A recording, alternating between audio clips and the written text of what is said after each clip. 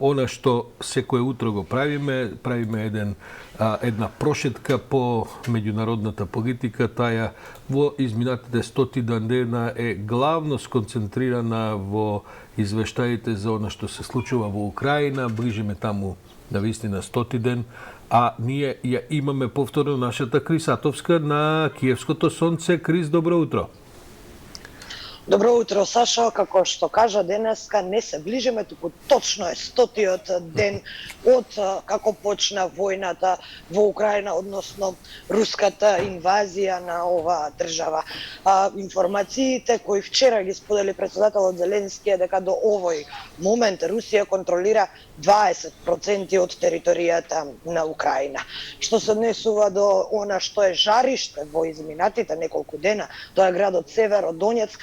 Таму се водат жестоки борби, а таму русите контролираат 80% од градот, но можам да кажам дека навистина жестоко се борат украинските власти во тој регион за да не го отстапат, односно за да не го заземат целосно русите, како што тоа се случи со некои други градови, како што е на пример градот Херсон.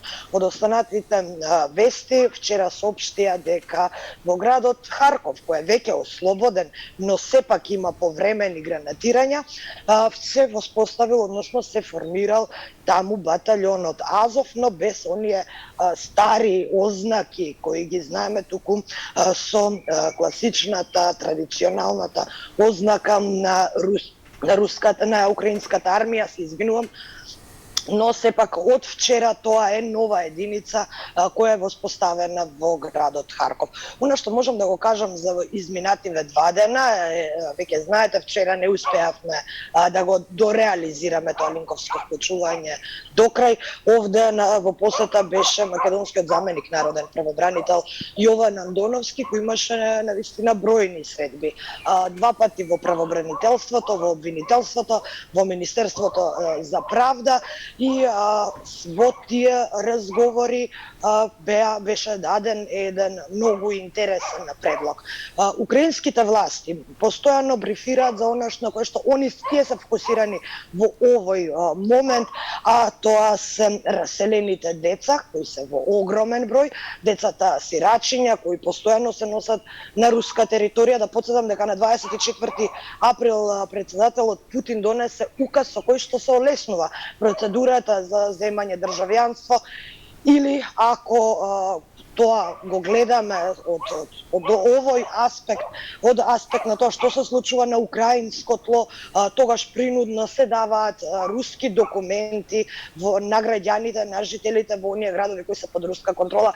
Истото важи и за децата без родители кои се во огромен број. Децата и воените затвореници се нешто на кое што најмногу се фокусира украинската влада во овој момент.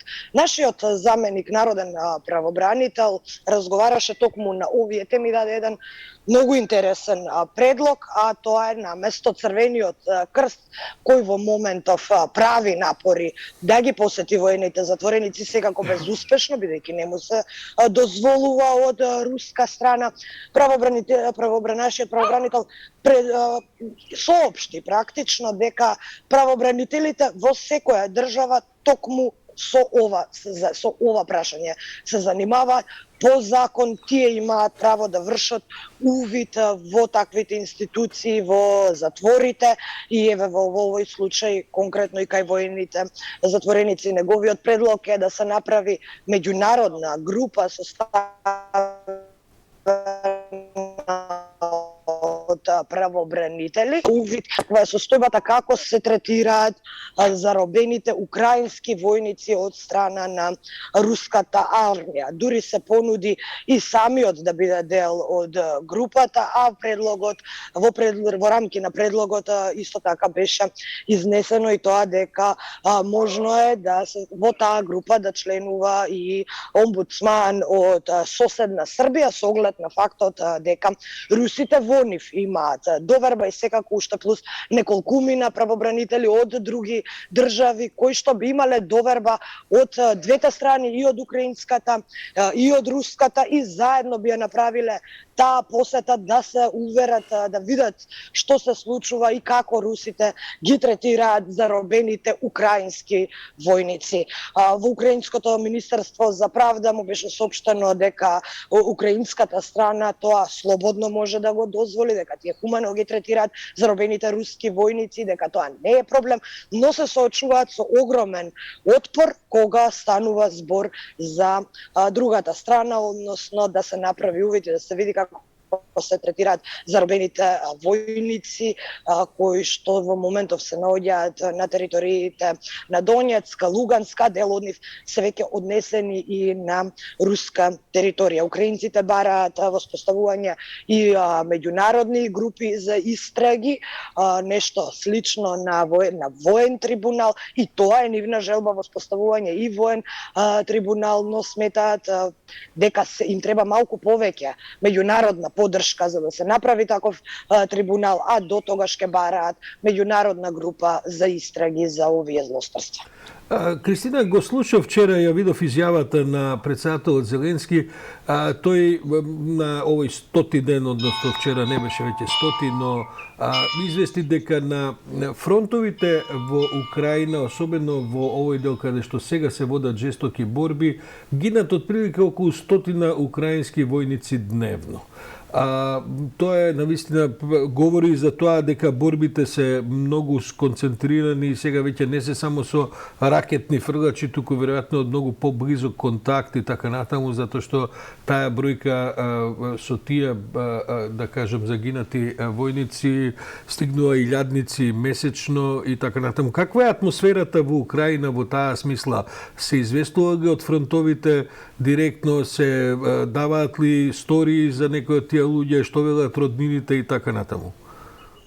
Апсолутно, Сашо, претежно тоа го прават големите екипи кои доаѓаат со неограничени ресурси. Во изминатите 2 дена неколку екипи отидоа на самата линија на огнот во Северодонец, а дел од нив едва спасија жива глава. Го гледавме тоа на репортажи, тие беа дури и погодени, бидејќи таму навистина се жестоки борбите, не се знае на која страна летаат куршуми, но оние малкумина репортери и телевизиски екипи кои отидоа на линијата на огнот, можам да кажам дека едва спасија жива глава и не можам да кажам дека баш толку лесно сега се влегува во тие зони, а и малкумина се охрабруваат да влезат секако затоа што е многу опасно. Се оди само до самата линија на огнот, но позади украинската армија не се влегува во она поле што е поле на престрелка или на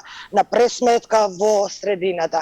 Што се однесува до репортажи од болниците, сведоштва од страна на преживеаните украински војници, тоа го прават нашите украински колеги. Имаше неколку интересни репортажи на телевизиите и интервјуа со неколку војници. Еве ќе споменам едно и две од најинтересните кои што се емитуваа во текот на вчерашниот ден. Имаше интервју со еден украински војник кој бил принуден сам да си ја пресече ногата за да си го спаси животот, и уште еден негов пријател кој останал без двете раце. Исто така се случило да мора да му ги пресечат неговите колеги војници за да остане жив.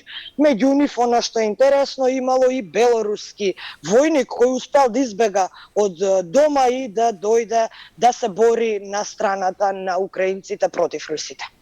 Кристина, ти благодарам, страшни се овие, се разбира, стории, кој знае уште што ќе се слушне се од кога овој конфликт ќе заврши. Предпоставам дека да се надеваме дека нема... Зашто само уште една информација да дадам за главниот град, за Киев.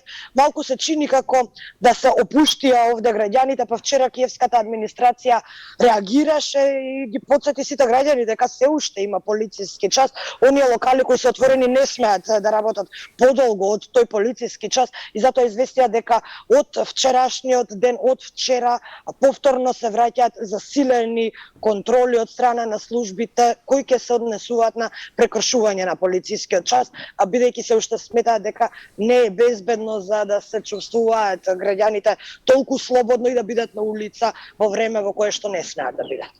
Кристина Атовска од Киев, од еден од плоштадите, ова се инаку заднеа експонатите кои од една, ќе кажем, под наводници изложба која што од пред 10 дена, веројатно има последната недела, тоа се орудија уништени во борбите, кои што веројатно и за да ги подсетат граѓаните дека во Украина има жестока војна, властите во Киев ги имаат изложено и тоа во поголем број, имавме прилика да видиме и поголеми известувања за тоа. Кристина, благодарам, ако има нешто, ние сме отворени до 11 часот, како и секој утро, сме во контакт.